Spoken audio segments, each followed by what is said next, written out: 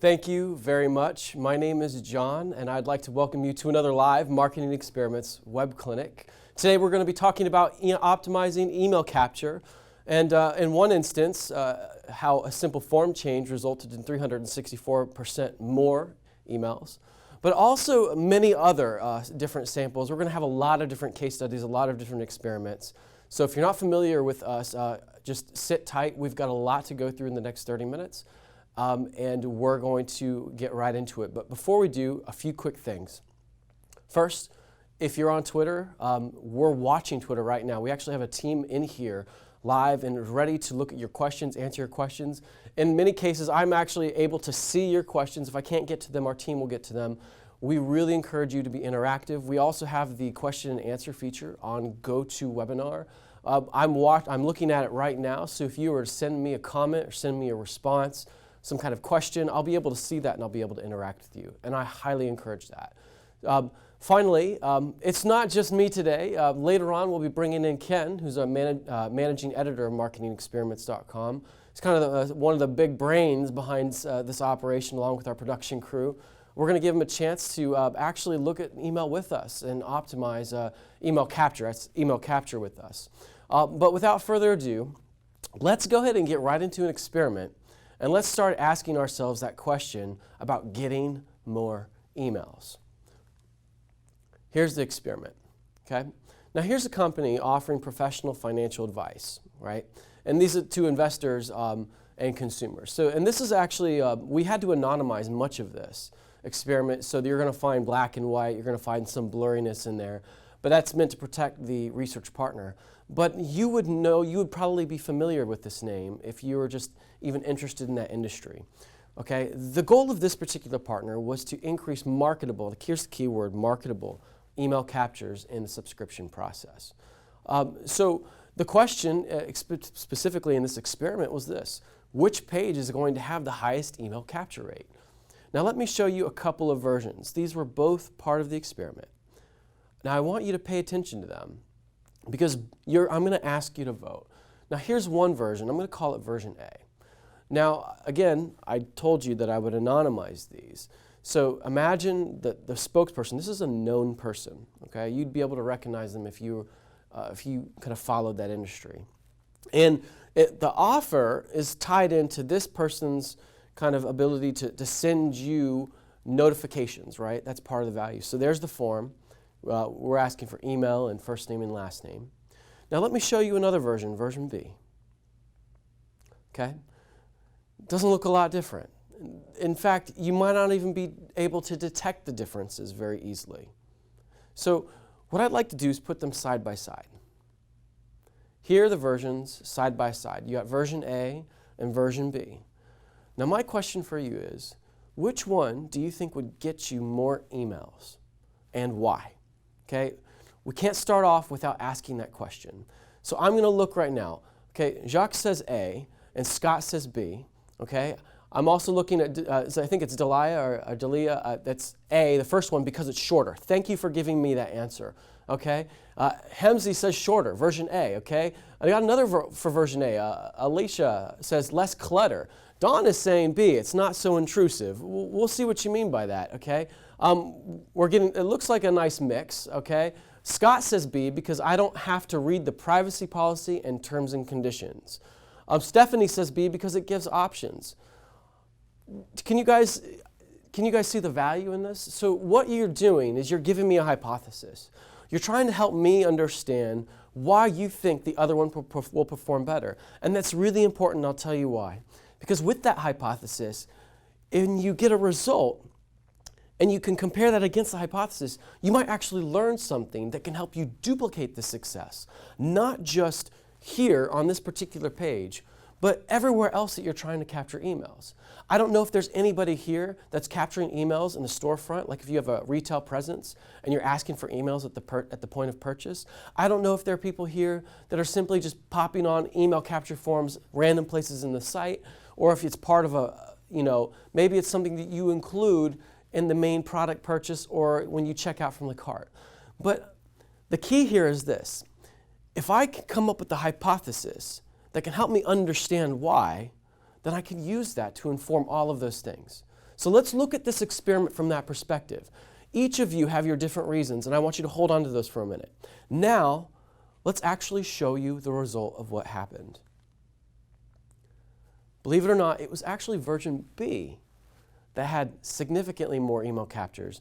And this was statistically significant, meaning with a 95% confidence level or greater. So we actually ran the data, we looked at this and analyzed it firsthand. But it leads me to a bigger question, because each of you had valid points on each side, I think. Why not version A and why version B? And fundamentally, beneath this is another question. Why is it that these small changes add up to so much difference in the people that are actually filling out these forms? What is it about them that is causing them to act differently, right? And that's what I want to talk about today. I want to talk about this idea that we're not just optimizing email capture forms or lead capture forms if you want to broaden the scope. We're not just optimizing forms, we're actually optimizing thought sequences. And what do I mean by thought sequences? The fundamental kind of finding that I would say that I've found over the last 8 years, and I've been here for about 8 years, for those of you who are not familiar with me. I've actually done a lot of research with larger companies like H&R Block, Active Network, seen the data right there. And I would say over the last many years and hundreds of experiments that I've run, one of the biggest findings that I've really come up to is this, is that people don't necessarily buy from websites, or they don't buy from forums or from emails, but they buy from people. Which simply means this: people are judging our forms, they're judging our email capture offers, they're judging anything that we ask them to do in the same way that they judge a human being. You know, it's kind of like when you're watching an advertisement and you're like, who in the world actually created this? You judge it as if it's a person, or if it made an assumption, you're like, who do they think they are? Or if you've ever gotten mad at a company because of an email it sent and then you had trouble kind of loading it up, right? All of those things kind of add up to the same core finding, which is people don't buy from websites, people don't buy from people. So with that kind of key takeaway, and with this understanding that people judge our capture forms, our emails in the same way that they judge people, what can we do to increase the odds of people wanting to fill out our email capture forms? I bet many of you have quotas that you have to reach. I bet each of you have a quota that you need to meet and to reach by the end of the year for how many emails that you have to capture. I bet your list has to be at a certain level, or else there's answers, you're going to have to answer to somebody. And maybe that's why you're on the webinar. So here's what I want to do today. I want to talk about why version B won. But I don't just want to talk about it through this test. I want to talk about it through other tests. I want to give you 3 things that you can take away today. 3 things that you can use almost immediately to evaluate your email capture forms, or any form of email capture, and to use it to increase its effectiveness. So let's start by going into one strategy, or the first strategy. And it's this. Follow along with me. Any action that we ask our visitor to take, even non-monetary, comes with a thing called perceived cost. Has anybody ever not wanted to get up and take the trash out? Has anybody ever not wanted to sweep the floor? I struggle with this all the time, and I ask myself, and here's the thing, the funny thing is that each of those things is necessary for me to keep my marriage in good shape, because my wife really appreciates it when I help around the house. But she's not asking me to pay her anything, okay? But these items, they require some form of effort, okay? Now, when we're asking somebody to fill out an email capture form, we're asking them to give up their information for the risk that they could be spammed, for the risk that for the amount of time that it takes to enter in the information, right? All of those things, especially the spam factor. Okay, if you're at a point of service, if you're actually at a retail store and they say, "Can I get your phone number or email address?" You actually have to stop and spell it out. No, that's J as in John, not Don Powell. It's John Powell. I don't know how many times people have called me Jason or John Towel. Okay. listen, I don't like to spell it out. It wears me out. This is the thing that I'm talking about, okay? It's that mental, cost, friction, annoyance. Annoyance is a really good word for it. Sometimes fear. So when it comes to email capture, we've got to find a way to reduce that. We've got to see where that occurs. Let me give you an example. Now take a look at all these different form fields. Would you guys agree with me that social security number and say phone number strike up a little bit more hesitation for you filling something out than maybe your first name or last name? Would you guys agree?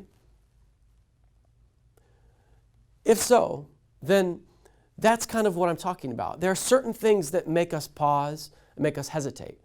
And then sometimes if you ask us too much information, right, then it's like we get tired halfway through. It's kind of like this. Let me ask you a question. Is there anybody that you know that you like but you just cannot stand talking to? You like the person but you don't like talking to them. Why is that? When I ask people everywhere, and I ask them everywhere, they generally give me two reasons. One, it's because, man, yes, it's exhausting. It's a chore. Why is it exhausting? That is the core question that I have for you. Well, it's generally two things, for the most part. They talk way too much. Way too much. They take too long to say anything, okay? So that's unnecessary length, right? Or maybe they can constantly steal the conversation. Like when you try to input, especially if you got like a group of 2 or 3 people, they constantly steal the conversation away. It's like, oh my gosh, it is tiring, okay? When people see too many form fields that they feel, not you, they feel are unnecessary, they begin to feel that pain. Or again, so that may be unnecessary length. Or if you're asking, or if you're laying them out in a certain way that makes it really difficult, like especially on mobile, oh my goodness, trying to fill out a form on mobile is a pain, right? There could be some unnecessary difficulty. There might actually be a way to get those things filled out effectively, right? Let's look at a couple of examples. Here's a form. This is classic. Can anybody guess which form field on this one is probably going to be the one that if you take off, you're going to get the most gain? Just take a look at it. Which one of these form fields do you think is going to lead to the greatest lift? Graham, thank you very much. It's the phone number. You guessed it. Why? Because you know that you don't want to get calls from salespeople unless you're ready for it. So all we did was we took that hypothesis, we put it into a treatment, and saw a 28% increase in this instance. Okay? Let's take a look at another one. Here's the best part. We went from phone required to phone optional. Can you guys see that? I mean, we're talking little itty-bitty text. You might ask, does anybody read that text? Does anybody read it? Well, that many people read it, okay? Seriously, people, when it comes to issues, when it comes to things like giving up their information, people become hypersensitive to the details, especially like if they have to spell their name out and things like that. What we have to do is we have to become sensitive to those things. Here's another one. Oh my goodness. Occasionally we like to communicate with all our customers. Tell us how you want to communicate with us. Listen, this was done with a very good intention, right? Which is, I want to serve my customer the best. But this is also part of a much longer form. So to them, it's exhaustion. We asked ourselves a question, is this much necessary? Could we achieve what we need to achieve with the customer in terms of communication and developing a relationship with less? And that's what we did. So all of these forms, from first name to last name, all of those were part of the original form. We reduced that entire box to 2 questions because we were already capturing the rest of the information. What was the result? 609%. It's amazing what some of these details can do. And the reason why this one is especially large is because it was a very long form. It was kind of like you're already 40 seconds in, you're like, oh my goodness. So they're already at the point where they're feeling pain. Now here's a good question from Andrew. What if capturing the visitor's phone number is crucial to your sales process? What can you do to ensure your form gets completed? So good news for you, Andrew, we actually have on tactic number 3 or strategy number 3, we're going to talk a little bit more about that. I'll actually give you a case study of a very similar situation for somebody like that. And actually, strategy number 2 is going to address that as well. But that's an excellent question, and it's a great segue. So we're going to get right to that, Andrew. But I just want to bring that up because that's probably a question that a lot of you have, especially if you're in sales. And honestly, you don't have enough salespeople to cover all those leads, right? Let's go through one last experiment for this particular first strategy, okay? Here's an email capture process that offers downloadable reports. So they were trying to capture the emails but also qualify them. And so they had this whole 4-step process. To make a long story short, here's the long story, okay? And sometimes, this is difficult for us to see in our own processes because we may look at one page at a time, but we don't actually step back. But all the team did is they said, what would happen if we actually did all of this in 2 pages instead of 4? They kind of combined everything. They didn't actually eliminate what they were capturing. They simply consolidated it. In this instance, it led to a 364% increase in capture, simply because they were aimed at reducing that perceived annoyance, that cost, that anxiety. Now, let's go back to Andrew's question. What if I need a phone number, or what if I can't eliminate forms at all? What's something that I can do? Let's talk about a second strategy. So you can maximize your email capture by increasing the implicit value of the ask. One of the core questions that we try, that we notice that it's good for you to have an answer to at any point of the process is this. If I am your ideal customer, why should I do X? Maybe give you your email rather than not give it to you or do something else. It's kind of a version of the value proposition question, right? Why should I choose to do business with you rather than a competitor? But in this instance, it's not just applied on a broad company-wide spectrum or even at a product level. We actually apply the question on the process level. Meaning, we hypothesize that it's not just every product should have a reason for existence. Every action should have a reason for existence. And it should benefit the customer. It should add value to them, more value than the amount of time or the cost that they would do. So if you can't get rid of form fields, then you have to ask them yourself, how can I give them enough value so that they'll want to fill it out, right? How can I increase the value so that I can still get the things that I need, but I can convince them to fill it out?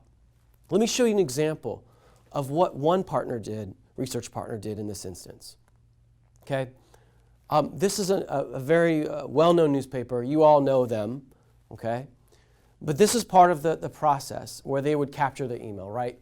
This could be very similar to what you might have. I capture the emails as they're checking out. Please send me email offers. And take a look. I would like to receive special offers from, and if you could read the blurriness, then great. But if not, just think of a newspaper. They're already closing them on a subscription, and they're trying to increase their list at the same time. Now, in order for me to have a good marketable list, I have to have a proper opt-in. I need to make people, it's not going to be pre-selected. They actually have to check it, right? So that it can be taken seriously. So how do I increase the likelihood that they're going to check it without removing any form fields or anything else? Well, here's the hypothesis that we had. Do they have enough clarity about the word, what special offers is? Who wants to sign up for special offers? Well, a person might ask me, well, what's the special offer? So we said, what if we address that? So instead of saying special offers, we say sign up to receive subscriber emails, be the first to learn about exclusive subscriber discounts, new merchandise, upcoming events, and special features. I think the big thing that everybody probably might be interested in is the discounts, right? I'm spending money. I'm going to want to know about future discounts, right? They're sensitized to that. And that was something that they were genuinely offered. They just weren't highlighting it. So would this help them produce more? So we actually replaced what you're seeing there with that actual text. 40% more opted in. All we did was add a line of text. All we did was make time to be clear about what it was that they were really getting. We were increasing the perceived value, right? Sometimes I do this with actually my wife does this with me a lot. I can always tell when she really wants something. She's got a really good marketing brain. She's not a marketer, right? But when I don't know what it is, but when she wants something, she doesn't just tell me, because she knows the first question I'm going to ask. Guys, ladies, gentlemen, if my wife is going to ask me for something, what do you think the first question I have is? Thank you, Betsy. How much? How much? But you know what she does? She doesn't give me the answer. She says, but it could be, this is how it can help me do this. This is how it can help me do that. This is how, and literally I have to fight to get that number. But you know what she's doing? She's priming me. And what often happens is that she gives me enough clarity about what it is that by the time she gives me the price, I actually consider it. And you know what? I took this principle and I put it in a test. I noticed for one particular partner, I actually don't have the experiment here in front of you, but for one particular partner, I noticed that in the analytics, people were going straight to price. And I said, what would happen if I forced them to see the value before they saw the price? So I took away the navigation. And then I put the price just a little bit, with a little bit of scrolling. Actually, it was just one scroll and they could see, they could click and find out. But before they could click that, they had to see all the value. You know what the result of that was? Is an 89% increase in leads captured. All because I built up the perceived value prior to revealing the cost. Because when you reveal the cost first, you're in a defensive position, right? Let's take another example. Here, there's no process level value proposition. Why should they submit their information? Listen, just because somebody gets to the point where you think they're ready to sign up, they need to be reminded. Sometimes they forget, right? I forget a lot. I have to be constantly reminded of the value. So we thought, okay, maybe the same is true when it comes to getting people to fill out their information on a form, especially their emails. So what if we did this? What if we actually drew attention to what they would get? Stay connected. Here's the type of emails you can expect. Subscribe, okay? Can you feel the difference? Now there are some other things that were changed here, but can you see the essence of what has happened?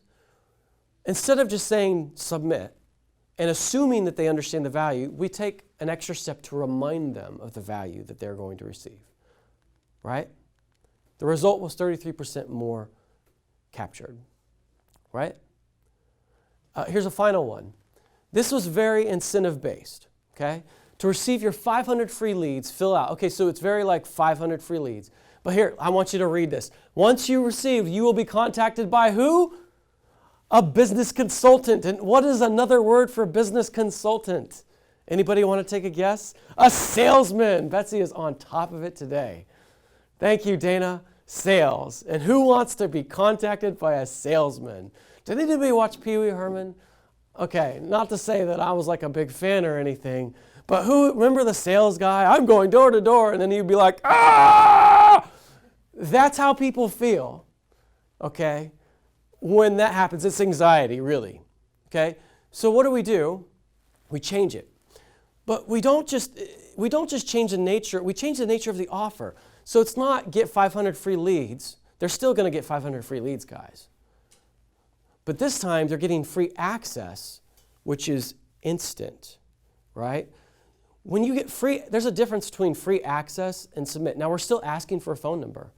We're still asking for an email, two really critical pieces of information that we need. But we're asking it in a different way. And so when we call them, it's not to attack them, but it's simply to say, hey, is everything okay? Are you able to access the database properly? Is there anything that we can help you with? It's a much better reason to call, and it's a much better offer, right? 201% difference. Can you feel the difference, though? Again, people are nervous. This kind of goes back to the cost side, but in this case, in order to defeat the cost, we had to reinvent the offer. We had to increase the perceived value considerably. Now let's go to a third strategy. The second strategy is key. That's the answer to your question, Andrew, about getting people to complete the form when you have to keep a piece of information. But I still want you to pay attention because this third one is really interesting. Now you guys are really smart, and I know you're gonna get this. These are for the strategic people. Okay, the first two, yeah, they're gonna help you make a little difference, maybe a big difference. But this is really for the strategic type, this third one. So pay attention. You can actually use your form in ways so you can either get more leads or more qualified leads just by the way in which you adjust it. Now take a look. Now imagine you have two capture steps. You have one with 4 fields and another. Let's just say I need a ton of emails. You know what you do? This is what you do. You actually move it over. All of some of the other unnecessary fields that you need at the beginning and minimize the number of fields in the capture step 1. Let me show you a great case study of this. I ran this test, and it was actually a number of tests that I ran here for this particular one, actually in 2 different paths, both SEO, PPC, and homepage traffic. This was the form, and I said, how many people are we losing because we're asking for so much at once? Would it be possible to collect email addresses and then to get the rest of the information? Well, it turns out that yes. By separating it, by first asking for first name, last name, and email, we were able to see the number of people that we lost because we were asking for all the other pieces of information. Craig, you're exactly right. It's like an onboarding process. And what do you guys think I did with that list? Basket recovery, right? I sent them emails and I said, hey, did something go wrong? Can we help you? And I did that because I wanted to make sure that the people that were dropping off were the people that I didn't want to talk to. Okay? Because if otherwise, then I got a problem. Okay? So these are 2 separate pages, guys. Okay? Linda, these are 2 separate pages. So on the first page, you've got the first one, they click, and then they get an entire page where it's just your profile is almost complete. Let me show you another example. What if you want to increase quality? If you want to increase quality, listen, you wouldn't believe this, guys, but there are organizations that don't have enough salespeople to address the number of leads that they're getting. And they need every single lead that comes in to be of a high quality. Okay? So what do? Or maybe, let's put this into a different perspective. Let's just say that you guys have a big campaign on email personalization, and you find out that you can get the maximum response in return per customer if you collect more data up front. There's a case study that's not here, where somebody actually forced somebody to answer questions about themselves before seeing their site, before they could actually get access to the rest of the site, and they leveraged that significantly. But how do you do it? What goes on here? Here's a great example. These were all required fields, submit, okay? But here's what we did.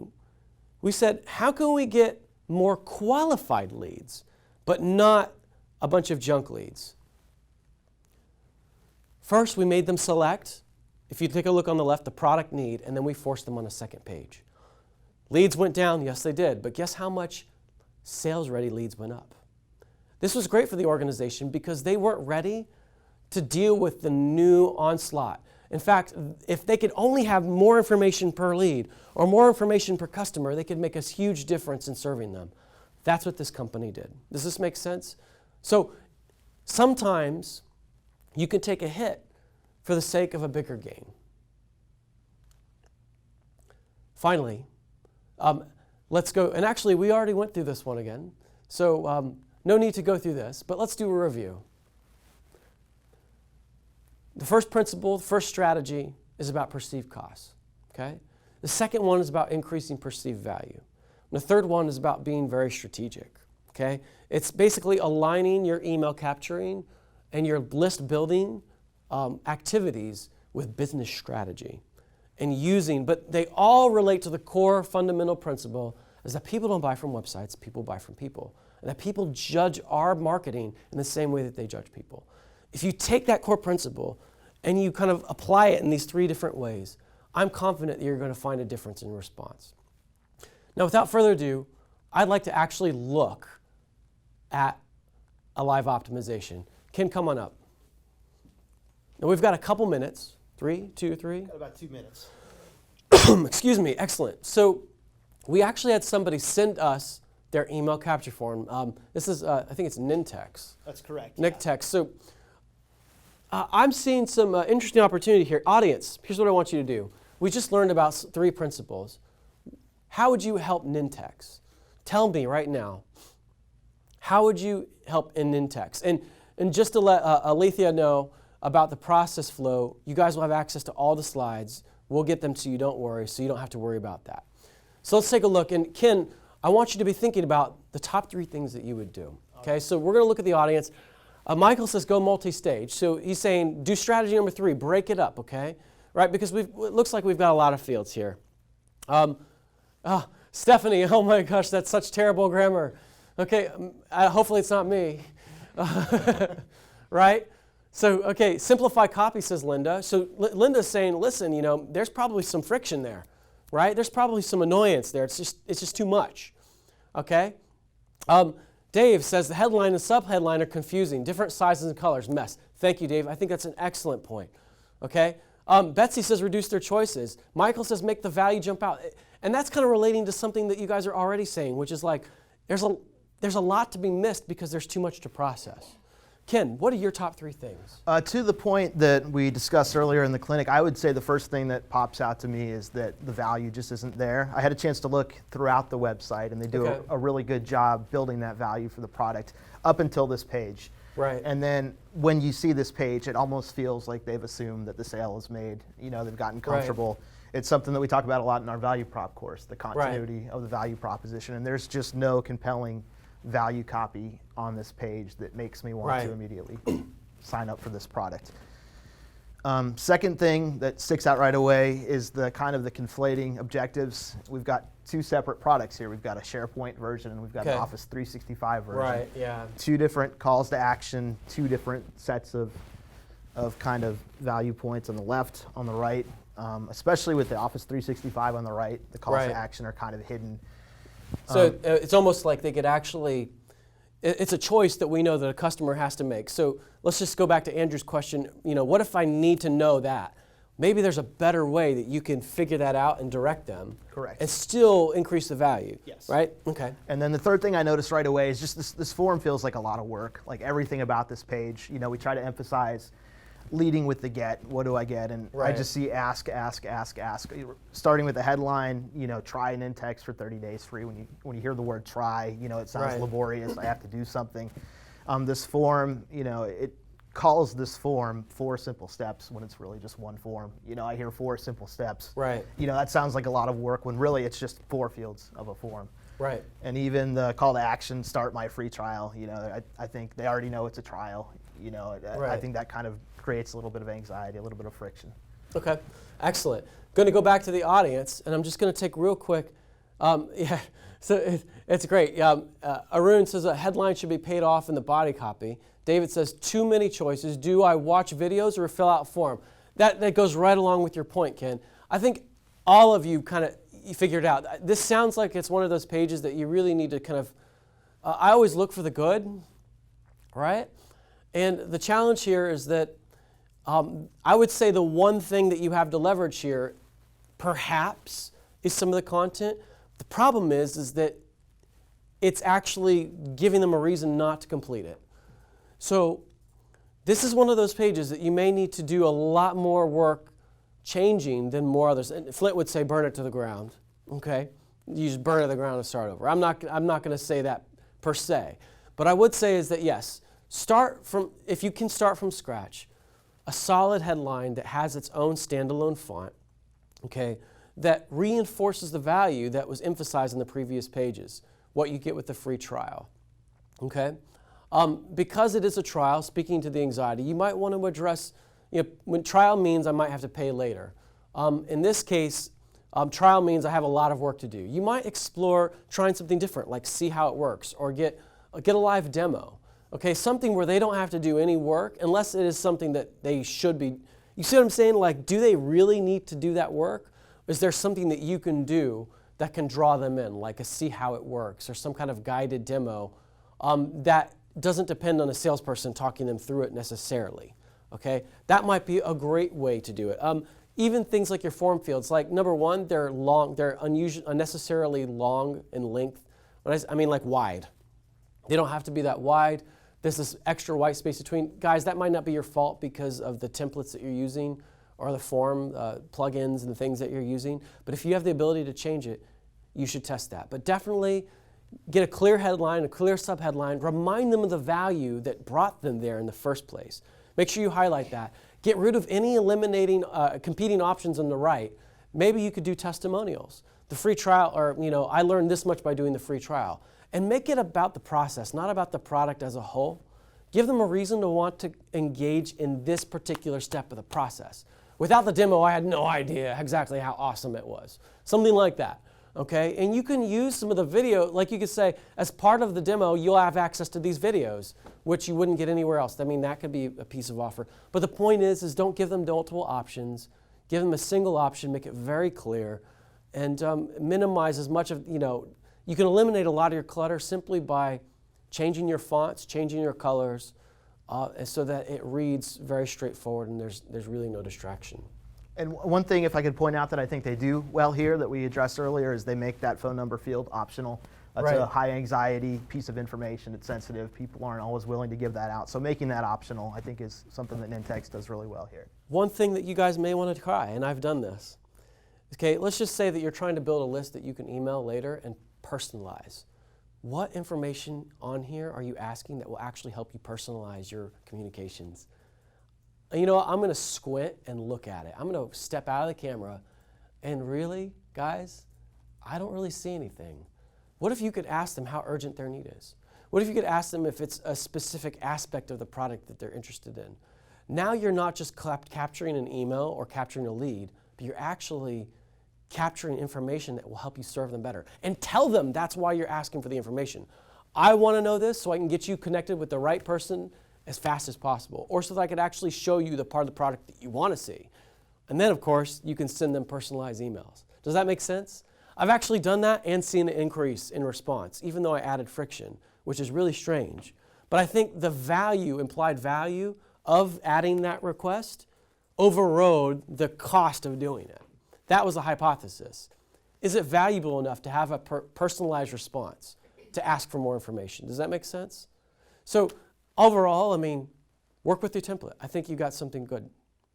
To start with, you've got a lot of raw material here. You just need to shape it, right? And then test a couple different versions of the call to action. Free trial might be too much. Maybe see how it works.